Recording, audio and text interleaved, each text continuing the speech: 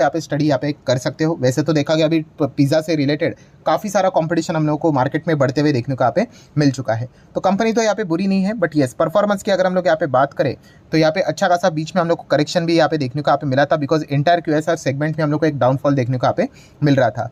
So overall अगर हम लोग यहाँ पे बात करें तो कंपनी जो है वो डिसेंट कंपनी हम लोग को देखने को मिल जाती है। जुबिलेंट ग्रुप एक काफ़ी रेप्यूटेड ग्रुप देखने को मिल जाते हैं। इनके और भी हम लोगों को अलग अलग बिजनेसेस भी देखने को यहाँ पे मिल जाते हैं, ठीक है। एंड अगर देखा गया कोई बड़े बड़े इवेंट्स रहते हैं तो इस चीज़ का फायदा भी इनको बहुत बार होते हुए देखने को यहाँ पे मिल चुका है। नेक्स्ट बात करेंगे यहाँ पे LIC से रिलेटेड एक खबर यहाँ पे मार्केट में यहाँ पे सामने आई थी कि LIC यहाँ पे क्या करेगा, मेगा सेल करने वाला है। किस चीज़ का, कि अपने लैंड बिल्डिंग को यहाँ पे ये बेचने जा रहे हैं और लगभग $7 बिलियन रेस करेंगे।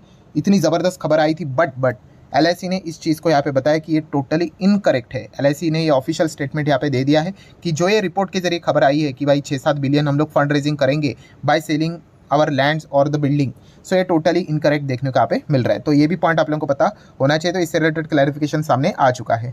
नेक्स्ट बात करेंगे दोस्तों तो TCS से रिलेटेड हम कह सकते हैं US कोर्ट में एक जो इशू हम लोग को देखने को मिल रहा था, वहाँ पे TCS को बहुत बड़ा झटका यहाँ पे लग चुका है। US कोर्ट ने TCS के ऊपर 1600 करोड़ की पेनाल्टी इम्पोज यहाँ पे कर दी है। सो डेफिनेटली ये बिल्कुल भी अच्छी बात यहाँ पे नहीं है। जब भी अभी पेनाल्टी से रिलेटेड खबरें यहाँ पे सामने आ जाती है तो ऑब्वियसली कंपनी को यहाँ पे वो प्रोविजन बनाकर क्या करना पड़ता है, शेयर होल्डर्स को बताना पड़ता है। एंड प्रोविजनिंग मतलब क्या होता है अल्टीमेटली, कि प्रॉफिट को ये क्या कर देती, चीज़ें यहाँ पे घटा देती है। तो ये एक बैड न्यूज़ हम लोग को जरूर देखने को यहाँ पे मिल जाता है। इसके पहले भी हम लोगों ने इस प्रकार के केसेस से रिलेटेड काफ़ी सारी चीज़ें देखी थी, जिसके चलते TCS को काफ़ी बार झटका लगते हुए देखने को यहाँ पे मिला था। नेक्स्ट अगर हम लोग बात करेंगे MTAR technologies, yes MTAR tech की भी अगर हम लोग यहाँ पे बात करें तो काफ़ी इंटरेस्टिंग बिजनेस वाली कंपनी है, बट काफ़ी रिस्की भी ये कंपनी है, ठीक है। जैसे कि आपको पता ही है कि जब गिरावट स्टार्ट हो जाती है और जो यूजुअली ब्लाइंड इन्वेस्टर होते हैं फिर क्या हो जाता है, उनमें पैनिक हम लोग को फैलते हुए देखने को मिल जाता है। ब्लाइंड इन्वेस्टर मतलब जिनको कंपनी के बिजनेस बिना देखे जो बस ऐसे रैंडमली यहाँ पे तेजी देखकर निवेश कर लेते, फिर उनके लिए काफ़ी कठिन समय स्टार्ट यहाँ पे हो जाता है।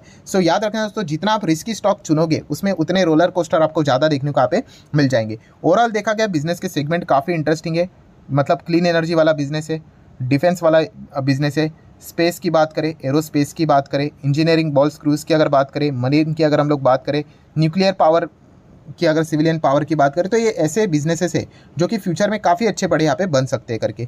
तो डेफिनेटली हम यहाँ पे कह सकते हैं इस कंपनी में काफ़ी बड़ा दाव भी यहाँ पे लगाया जाता है। बट अभी रिसेंटली हम लोगों ने देखा था कंपनी के मैनेजमेंट ने बताया कि जितना वो एक्सपेक्ट कर रहे थे कॉन्ट्रैक्ट मिलना चाहिए उतना नहीं मिले, और उन्होंने क्या कर दिया, मार्जिन को यहाँ पे कम बता दिया। पहले जो बोला था उन्होंने 28%, वो उन्होंने 26% कर दिया। एंड जैसे ये चीज़ें सामने आ गई तो स्टॉक में हम लोग को ज़बरदस्त गिरावट देखने को यहाँ पे मिली थी। तो इस प्रकार के नज़ारे हम लोग को इस स्टॉक में काफ़ी बार देखने को यहाँ पे मिल चुके। मेरा बताने का मकसद एक ही है भाई, कि आप किसी भी स्टॉक में जा रहे हो प्लीज़ बिजनेस देख कर जाना, ठीक है। आप रैंडमली बस ऐसे ही जोश में वापस मान लो स्टॉक ऐसे उड़ने लग गया तो आप रैंडमली जाके खरीद लोगे तो कोई सेंस की बात बनती नहीं है। आज ये स्टॉक आपको टॉप लेवल से नीचे देखने को मिल रहा है। प्रॉपरली बिजनेस की समझ लेकर आप लोगों ने विचार करके रिस्क लेना यहाँ पे होता है, ठीक है। अगर आपको लगता है कि हाँ कंपनी का बिजनेस ठीक है देन गो फॉर इट। अगर आपको लगता है कि नहीं भाई बिजनेस ही समझ में नहीं आ रहा है या फिर इतना कुछ खास नहीं है तो आप चाहो तो उसको इग्नोर भी यहाँ पे कर सकते हो। तो बिजनेस तो कंपनी का डेफिनेटली अच्छा है, बट यस इनको क्लाइंट्स लाने पड़ेंगे। कॉन्ट्रैक्ट्स की अगर हम लोग बात करें तो वो भी इनको यहाँ पे लाने पड़ेंगे, ठीक है। तब जाके हम कह सकते हैं कंपनी का रेवेन्यू बढ़ेगा तो प्रॉफिट बढ़ेगा, अर्निंग बढ़ेगा, तब वापस इसकी कमबैक यहाँ पे हो सकती है। तो ये कंपनी की अगर मैं बात करूँ फिलहाल जिस प्रकार का चार्ट पैटर्न बने, ये हम कह सकते हैं कंसिस्टेंसी मेंटेन रखने में कंपनी थोड़ा फेल हो रही है। कंसिस्टेंसी रखना मतलब क्या, एक बार अगर आपने अच्छा परफॉर्मेंस किया है तो उसको लगातार अच्छा मेंटेन रखना बहुत इंपॉर्टेंट है। यहाँ तक पहुँच गए, इसके बाद वापस कॉन्ट्रैक्ट नहीं मिल पाया, रेगुलर कॉन्ट्रैक्ट देखने को मिल गए तो ग्रोथ रुक गई तो वापस स्टॉक यहाँ पे नीचे आ रहे। तो ये रिस्की स्टॉक्स में, छोटे स्टॉक में इस प्रकार के नज़ारे देखने को मिल जाते हैं। IDFC फर्स्ट बैंक की अगर बात करेंगे, ठीक है आज के दिन 4-4.25% यहाँ पे भागा है। सो IDFC फर्स्ट बैंक से रिलेटेड भी काफ़ी सवाल कमेंट सेक्शन आते रहते हैं। अगेन कहना चाहूँगा दोस्तों, अगर आपने बस सस्ता मतलब 70-80 पे कुछ मिल रहा है स्टॉक तो इसलिए खरीदा होगा, अगेन रॉन्ग डिसीजन। हमेशा आपको बिजनेस देखकर ही जाना है। बिजनेस की बात करें रिटेल सेगमेंट के ऊपर ये ज़्यादा फोकस देते हैं, जो कि एक अच्छी बात है। HDFC बैंक के सक्सेस की बात करें, ICICI बैंक के सक्सेस की बात करें, उसके पीछे का रीज़न यही है कि उनका रिटेल बुक काफ़ी ज़्यादा स्ट्रॉन्ग है। येस बैंक को भी वापस रिकवर करने से रिलेटेड अगर देखा गया तो जो नए हम लोग को कंपनी के मैनेजमेंट के हेड देखने को मिल जाते हैं मिस्टर कुमार जी, उन्होंने भी रिटेल लोन बुक के ऊपर ही ज़्यादा फोकस यहाँ पे रखा हुआ है, क्योंकि यूजुअली बैंकिंग में देखा गया तो रिटेल स्पेस ही सबसे ज़्यादा सक्सेस का रेशो यहाँ पे हायर लेवल का देखने को मिल जाता है। तो उस हिसाब से देखा गया IDFC फर्स्ट बैंक ही उसी राह पे हम लोग को चलते हुए देखने को यहाँ पे मिल रही है। बीच में 100 लेवल को भी उन्होंने यहाँ पे टच किया था, उसके बाद अगर देखा गया थोड़ा सा वापस लैक ऑफ कंसिस्टेंसी, मतलब परफॉर्मेंस की अगर बात करें, क्वार्टर के नंबर एकदम धूम धड़ाकेदार आना चाहिए, तभी जाके वो भयंकर तेजी देखने को मिल जाती है। तो इसका इंतजार फिलहाल तो चल रहा है, बट एक अच्छा डिसेंट प्लेयर है, डेफिनेटली वापस यहाँ पे हम कह सकते हैं कमबैक करने का दमखम रखता है। विप्रो की बात करेंगे 3% के आसपास की तेजी देखने को यहाँ पे मिले, काफी स्लो चलता है, आपको पता है 5 साल में डबल के हिसाब से इसको देखा जाता है, ठीक है। एंड अगेन कहना चाहूंगा अब ज्यादातर करके फ्लैट ही रहते हैं, भागेगा तब एकदम रॉकेट की तरह हम लोग को भागते हुए देखने को मिल जाता है। एनीवेज, अभी विप्रो की बात करेंगे तो हाल ही में हम लोगों ने देखा था स्टैंडर्ड चार्टर्ड के साथ उन्होंने पार्टनरशिप की थी, एंड अभी उसी के साथ साथ GBST की अगर हम लोग यहाँ पे बात करें उनके साथ भी उन्होंने स्ट्रैटेजिक पार्टनरशिप अनाउंस की है। इसी चीज़ के चलते जो नतीजा निकला है वो स्टॉक में आज के दिन 2-3% की तेजी का नतीजा देखने को यहाँ पे मिल चुका है। आगे बढ़ेंगे IEX की बात करेंगे, 3.5% की तेजी आज के दिन देखने को यहाँ पे मिल चुके हैं। IEX के लिए थोड़ी सी उम्मीद की किरण यहाँ पे जग चुकी है, बिकॉज अगर देखा गया RK सिंह जी हम लोग को फिलहाल तो यहाँ पे अभी पावर मिनिस्टर में देखने को यहाँ पे नहीं मिल रहे। सो पहले RK सिंह जी ने ही बोला था कि हम लोग मार्केट कपलिंग करेंगे करके, इवन दो स्टेक होल्डर ने 70% उस प्रस्ताव के खिलाफ वोट करने के बावजूद वो उस चीज़ के ऊपर अड़े हुए देखने को यहाँ पे मिल रहे थे। सो अभी RK सिंह जी तो पावर मिनिस्टर नहीं रहे, ठीक है, अभी हम लोग को वहाँ पे बदलाव होते हुए देखने को यहाँ पे मिल चुका है। सो डेफिनेटली ये देखने वाली बात होगी कि जो नए पावर मिनिस्टर हम लोग को देखने को मिल रहे वो क्या मार्केट कपलिंग को कंसिडर करेंगे या फिर वो इसमें कोई बदलाव लेकर आएंगे। अगर उन्होंने बदलाव लाया तो IEX के स्टॉक में वापस एक हम लोग को जान कम बैक करते हुए देखने को यहाँ पे मिल सकती है, ठीक है। अगर वो भी मार्केट कपलिंग को लेकर स्टार्ट अगर हो गए तो वापस IEX के स्टॉक में हम लोग को गिरावट देखने को यहाँ पे मिल सकती है। नेक्स्ट अगर हम लोग बात करेंगे दोस्तों तो इरेडा की भी अगर हम लोग बात करेंगे, रिन्यूएबल एनर्जी में सरकारी कंपनी आप सभी लोगों को यहाँ पे पता ही है, तो इससे रिलेटेड जो खबरें हम लोग को देखने को मिल रही है, तो अभी की बात करें तो ग्लोबल वाइंड डे हम लोग को देखने को यहाँ पे मिला, ठीक है। एंड इसी से रिलेटेड इरेडा के जो CMD है तो उन्होंने यहाँ पे बताया कि आने वाले समय फाइनेंस करने का ये काम करते हैं, तो वाइंड एनर्जी को जो भी यहाँ पे अडॉप्ट करेगा तो इसको भी फाइनेंस प्रोवाइड करने का कंपनी ये काम यहाँ पे करने वाली है। ये भी चीज़ें फिलहाल तो उन्होंने सामने रखी हुई है। इनका काम ही वही है भाई कि आप जितने भी रिन्यूएबल एनर्जी से रिलेटेड जो भी प्रोजेक्ट्स करोगे उसको लोन प्रोवाइड करने का काम ये कंपनी यहाँ पे करती रहती है।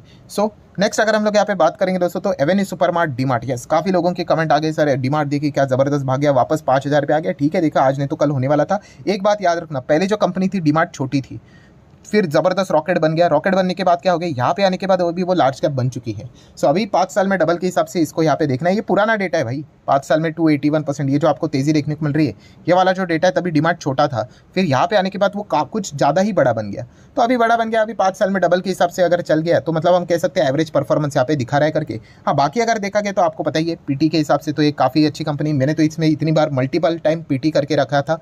पोजिशनल ट्रेड की बात करें, ठीक है, अभी जैसे मैंने आपको कहा था, क्या कहा था कि अगर वैसे भी देखा गया तो मतलब FD में कितना ही बनता है भाई, एक साल में अगर देखा गया 30% के टैक्स स्लैब में अगर आप आते हो तो मतलब क्या ही बोले, आपको 4-5% ही मिलता होगा हार्डली, इनफैक्ट उससे भी कम।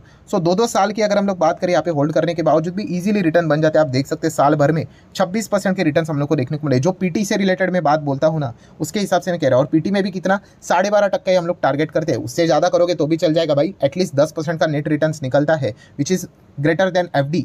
2 साल से बेटर आप लोगों को परफॉर्मेंस देखने को मिल जाता है। एंड ये देखिए ऐसे डीमार्ट ने कितनी बार हम लोगों को मौका यहाँ पे देके रखा हुआ है, तो उस PT के ऊपर मैंने वीडियो बना के रखा हुआ था, एकदम सेफ वो स्ट्रैटेजी देखने को मिल जाती है। हाँ बट पेशेंस चाहिए, काफ़ी लोग पेशेंस ही नहीं रख पाते, एकदम फटफट कुछ तो होना चाहिए, फटफट कुछ नहीं होता है भाई, वैसा तो हर कोई चाहेगा फटफट हो करके, बट वो हमारे हाथ में तो होता नहीं है। एंड देन आप देख सकते हो वापस अभी धीमे धीमे करके अपने पुराने लेवल को तोड़ने का कोशिश डिमांड कर सकते हैं, वो आज नहीं तो कल तोड़ ही देगा, ठीक है, वो टाइमिंग हमारे हाथ में थोड़ी ना होता है। कंपनी अच्छी होनी चाहिए, कंपनी डेफिनेटली अच्छी है, ऑफलाइन मार्केट में अच्छा काम यहाँ पे करती है, बट येस एक बात याद रखना, ये बड़ी कंपनी बन चुकी है, 3-3.25 लाख करोड़ का मार्केट कैप है। सो 5 साल में डबल के हिसाब से इसको देखना है, उससे ज़्यादा अगर आप एक्सपेक्ट करते हो तो थोड़ा मैं कह सकता हूँ कि अनरियलिस्टिक एक्सपेक्टेशन लेकर यहाँ पे चल रहे हो करके।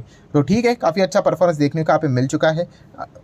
देख लेते हैं आगे इनका परफॉर्मेंस कैसा रहता है। पारस डिफेंस स्पेस की बात करेंगे भाई, तो यहाँ पे बड़े बड़े डील्स देखने को यहाँ पे मिल रहे हैं, 2 ब्लॉक डील्स देखने को यहाँ पे मिल गए, किसी ने तो 229 करोड़ का ज़बरदस्त माल यहाँ पे खरीदा है, इसी चीज़ के चलते हम कह सकते हैं सर्किट लगते हुए देखने को यहाँ पे मिल चुका है। सो अगेन सेम चीज़, पारस डिफेंस की बात करें, IPO तो एकदम धमाकेदार था, उसके बाद जिनको नहीं मिला उन्होंने ब्लाइंडली खरीद लिया, स्टॉक को ऊपर पहुँचा दिया, एंड फिर अर्निंग्स इतने थे नहीं तो स्टॉक तो नीचे आना ही था। अभी वो वापस आएंगे यहाँ पे तेज़ी देखकर खरीदने के लिए, तो याद रखना ये चीज़ें तो कितनी रिपीट होती रहती है। देखिए जो बिजनेस अच्छा होता है भाई वो कमबैक करेगा, ठीक है। अभी इनका बिजनेस ही अगर अच्छा नहीं होगा ना तो यहाँ से वो कभी कम बैक ही नहीं करेंगे, वो नीचे नीचे नीचे ही जाते हैं। इतना सिंपल ये चीज़ हम लोग को पता है यहाँ पे होना चाहिए। नेक्स्ट बात अगर हम लोग यहाँ पे करेंगे दोस्तों माजगांव डॉक शिप बिल्डर्स की अगर हम लोग बात करें, या फिर गार्डन रिच शिप बिल्डर्स की बात कर ले, या फिर कोचिन शिपयार्ड की बात कर ले, अगर आपको इंडियन नेवी के प्रोजेक्ट्स के ऊपर भरोसा है, उनके ऊपर अगर आप दाव लगाना चाहते हो, तो इन कंपनीज को आपने स्टडी करना है। Cochin shipyard, garden rich ship builders ये क्या करते हैं, शिप से रिलेटेड यहाँ पे काम करते हैं, वेसल बनाने का काम करते हैं। माजगांव डॉक शिप बिल्डर्स की बात करें तो ये सबमरीन से रिलेटेड ये कंपनी हम लोग को काम करते हुए देखने को यहाँ पे